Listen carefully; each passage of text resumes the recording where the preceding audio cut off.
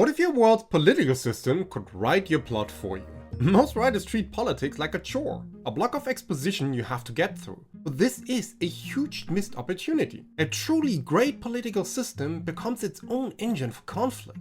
It creates a set of rules so strange and specific that your characters are forced into fascinating, high-stakes situations just by trying to live their lives. So in this video, I'll show you 7 historical systems that do exactly that. And to start, let's look at a system where public officials were chosen completely by lottery. Imagine your main character being a potter, focused only on the spin of the wheel and the price of clay. One morning there's a knock on his door. He's been chosen by lottery to help run the entire city for the next year. Now for that job, he has no experience and he has no training. Yet suddenly he holds real power. This was the reality in ancient Athens. The Athenian system called Suetician was built on the radical belief that power corrupts. They were terrified of a permanent class of wealthy politicians taking over, so they designed a system to prevent it. Most public officials were chosen completely at random from the pool of male citizens. You served a 1-year term, and you could only do it once or twice in your lifetime. This constantly rotated power and forced everyday people to take civic responsibility seriously. Now, key strategic positions like military generals were still elected based on proven expertise. After all, you didn't want a random nobody leading your army into battle. But what otherwise appears to be a bizarre gamble is in fact a powerful engine for generating story. It immediately gives you 3 incredible plot lines you can steal. First, you have the ultimate underdog story. Your hero has to navigate a world of treacherous, experienced elites who see them as a pawn to be manipulated. Second, you can write a brilliant conspiracy thriller. The system in theory is designed to be random. But what if it's not? What if a secret faction has found a way to rig the lottery, ensuring only their agents get into power, while your protagonist is the one person who stumbles onto that plan? The third story opportunity then is a story of systemic injustice. The core limitations about only male citizens being included, which meant that also male slaves and foreigners were excluded, gives you a deep well of conflict to explore. Because what is about the brilliant woman, for example, who knows how to save the city but is legally barred from power? She now has to work through a randomly chosen man who might be a fool, an enemy, or an unexpected ally, making you as the writer think carefully about where true power really lies in your society. So overall, Suetician is a fascinating way to create conflict by diffusing power among the many. But what happens when you do the exact opposite? What if you concentrate power at the top, but split it between 2 permanent rivals who were destined to hate each other from birth? Welcome to ancient Sparta, home of the ultimate power-sharing nightmare. Personally, I used to think a monarchy was simple. One person wears one crown. But the Spartans took that idea and split it right down the middle. They had 2 hereditary kings from 2 different royal families ruling at the same time. Think about that for a second. These were not just colleagues. They were permanent, lifelong rivals whose families had likely hated each other for generations. Yet, despite all that, they were forced to cooperate and to lead their armies and govern their people. Historically, this was often a practical split. One king would lead the army into battle while the other remained to govern at home. This duality creates constant paranoia running through your entire society. Every noble house, general, and citizen is quietly pressured to pick a side. Loyalty to one king can look like treason to the other, and this gives you so many incredible story hooks. You could let your protagonist's main job be to play the 2 royal courts against each other, just to keep the kingdom from tearing itself apart. Or you could tell a deeply personal story about the 2 heirs, raised to be enemies, but form a secret friendship to try and break the cycle of division. In that kind of narrative, their bond becomes the most dangerous secret in the kingdom. But while having 2 kings is prone to create rivalry, a system where thousands of nobles can overrule one king creates a unique kind of chaos. But let's travel to the Polish-Lithuanian Commonwealth. For over 200 years, this kingdom practiced a system of golden liberty. This sounds noble, but it created one of the most self-destructive political machines in history. Here's how it worked. The nobles elected their king, which made the monarch incredibly weak from the start, because he always had to promise them more power just to get the job. But the truly wild part was a rule called the Liberum Veto. This meant that during a parliamentary session, called the Sejm, any single nobleman could stand up and shout, "I do not allow." His one voice was enough to not only kill the proposed law, but to dissolve the entire parliamentary session. Everything they had worked on was instantly wiped away. Just imagine the sheer weaponized pettiness. Picture your heroic queen finally getting all the warring factions to agree on a vital defense budget as an enemy army masses at the borders. Then, a minor lord from a forgotten province, angry he was served the wrong wine at dinner, stands up and vetoes everything into oblivion. The entire government grinds to a halt because of one person's ego. This transforms their political system into a ticking time bomb, and the central conflict of your story becomes a race against your own government's paralysis. It's an absolute gift for stories about espionage. After all, a neighboring empire doesn't need to invade you.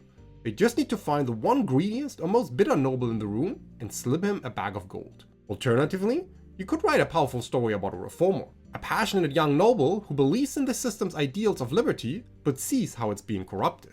Their struggle would be against the crushing weight of institutional decay. But with so many male-driven examples already, let's flip things on its head and explore a system where the ultimate political authority rested with women.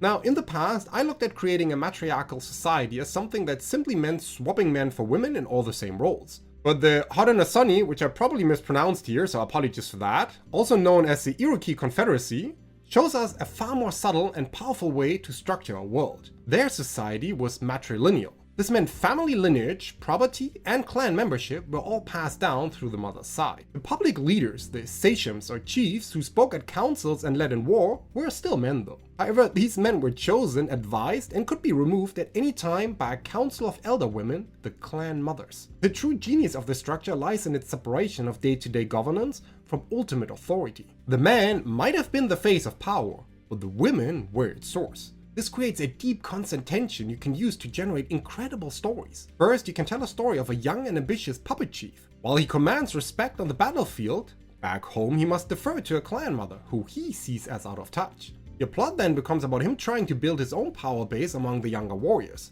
while she masterfully undermines him through alliances and tradition, reminding everyone where true authority lies. Another story approach could be to use this system to create intense family drama.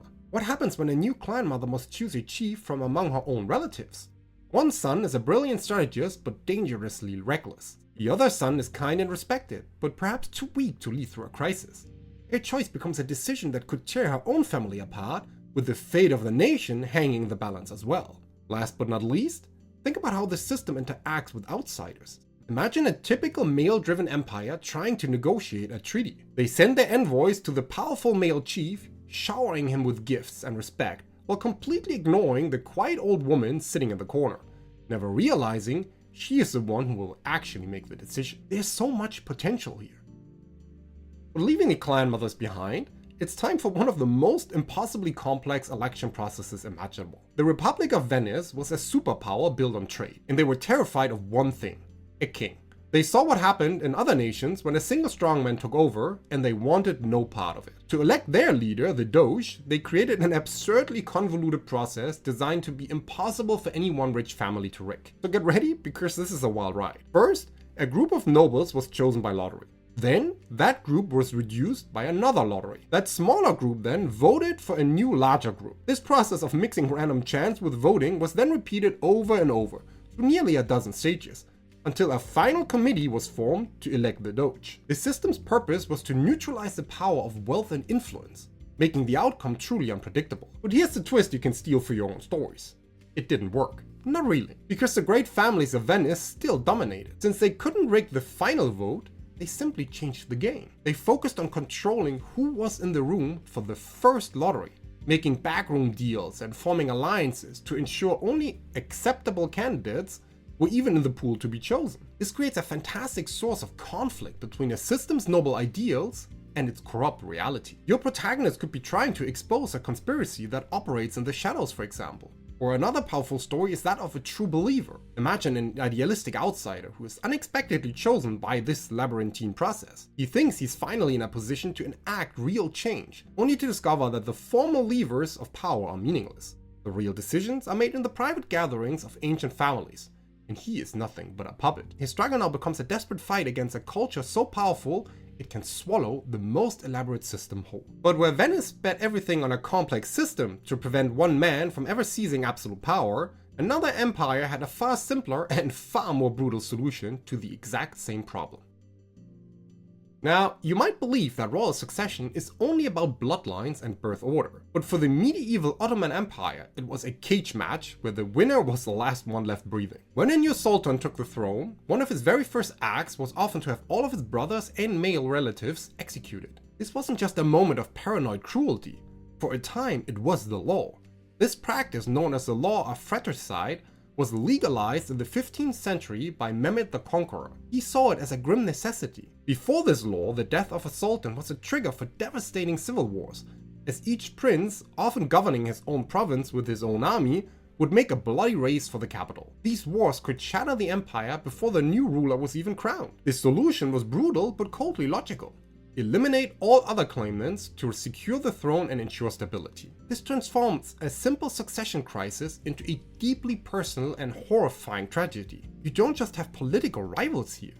You have brothers who grew up together, knowing that one day one of them would have to murder the others. This single terrible rule creates a cascade of story possibilities that almost write themselves. First, you can explore the intense psychological drama of the prince's upbringing. Your story could follow two brothers who form a forbidden secret bond, desperately trying to find a way to break the cycle before their father's inevitable death. Second, the system turns the royal harem into a hotbed of political scheming. The different mothers of the individual princes are basically raising and training competitors. A mother's love then becomes a weapon as she forges alliances, gathers spies, and perhaps even dabbles in poison, all to ensure her child is the one who survives. You could even write the story from the perspective of one of these mothers, forced to become a monster to save her son. Finally, you can also explore the evolution of this system, because in later centuries, the Ottomans replaced outright murder with life imprisonment in a section of the palace known as the cage. Princes were locked away, sometimes for decades, with no experience of the outside world. This gives you a powerful story of a man who is suddenly dragged from a lifetime of isolated confinement and told he's now the absolute ruler of a vast empire that he hasn't really seen or been part of for years or even decades. But while this last system was about a brutal solution to ensure a stable transfer of power, what if you designed a system where the only way to gain ultimate authority was to first be sold as property? Yeah, that actually happened. For nearly 300 years in medieval Egypt and Syria, the Mamluk Sultanate created a ruling class from the most unlikely source imaginable: the slave market. It was an empire ruled by the Mamluks, an elite class of slave soldiers. Here's how this incredible system worked. Young boys, usually of Turkic or Circassian origin, were captured or sold into slavery, brought to Cairo and converted to Islam. They were then put through a brutal and rigorous military training in isolated barracks, forging them into the deadliest warriors of their time. Upon graduation, they were freed and given positions of military and political power. From that time onward, they were no longer slaves. They were the masters of the empire. But here's the rule that changed everything and gives you an engine for endless conflict. This status was not hereditary. A Mamluk son, born a free Muslim in Egypt, could not join the ranks of the ruling class. Power belonged exclusively to those who had been enslaved and trained. This meant the entire ruling class had to be constantly replenished by importing a fresh supply of foreign-born slaves, which creates a society with a permanent identity crisis, where the rulers have no blood connection to the land of the people they rule. The story possibilities this generates are absolutely incredible. First, you can tell the ultimate story of indoctrination and ambition. You can follow a young protagonist ripped from his home, who has his culture, language, and identity systematically broken down and rebuilt. He might form intense bonds with the other slave boys in his barracks, who are the only family he has left, while his story becomes a constant struggle with his own past as he climbs the ranks. Is he a hero embracing a new destiny? Or is he a tragic figure whose soul is being hollowed out by a monster system? Second then, you also get a powder-keg political thriller about the resentment of the ruled. After all, the native population, the scholars, merchants, and farmers, are governed by men they see as foreign usurpers, with no legitimate claim to authority. Your protagonist could be a local leader trying to organize a secret rebellion, requiring them to navigate a world where the ruling class is also a hyper-competent military force that controls everything. This creates a tense story of cultural conflict, where the people fight to reclaim the nation from an army of kings who once were slaves. The third story opportunity then is a personal tragedy about the Prince of Nothing. Imagine the son of a powerful Mamluk sultan. He lives in the palace, surrounded by luxury, but he is fundamentally powerless. He watches as his own father ignores him and instead grooms a newly purchased slave boy to be his political heir. This gives you a heartbreaking story of jealousy, inadequacy, and rage. Does this prince accept his fate as a pampered footnote in history? Or does he become a villain, plotting to destroy the very system his father embodies, just to claim the birthright that the law denies him? Finally, there's one more here, because this system is a perfect setup for a brutal succession crisis. When the Sultan died, it set off a violent free-for-all among his most powerful Mamluk generals. There was no clear line of succession, only a contest of strength and cunning. Your story could be set in the immediate aftermath of the Sultan's death, with your protagonist trying to either win the throne for themselves, or simply trying to survive as the other great lords of the empire turn the capital city into the personal chessboard of assassination and betrayal. This entire system, more than any other, shows how a political structure can forge, break, and define the very identity of the people trapped within it. But now that we've seen how a bizarre political system can become an engine for incredible conflict, what happens when politics fail and your kingdom goes to war? How do your armies actually fight? Well, too often we just fall back on the same tired tropes of knights and archers, making our battles feel generic. The real world, however, offers a treasure trove of military units, so strange and inventive they put most fantasy armies to shame. So watch this video here next to learn about 7 bizarre military units, from an army of artists who fought with inflatable tanks to an elite shock force made entirely of pairs of lovers.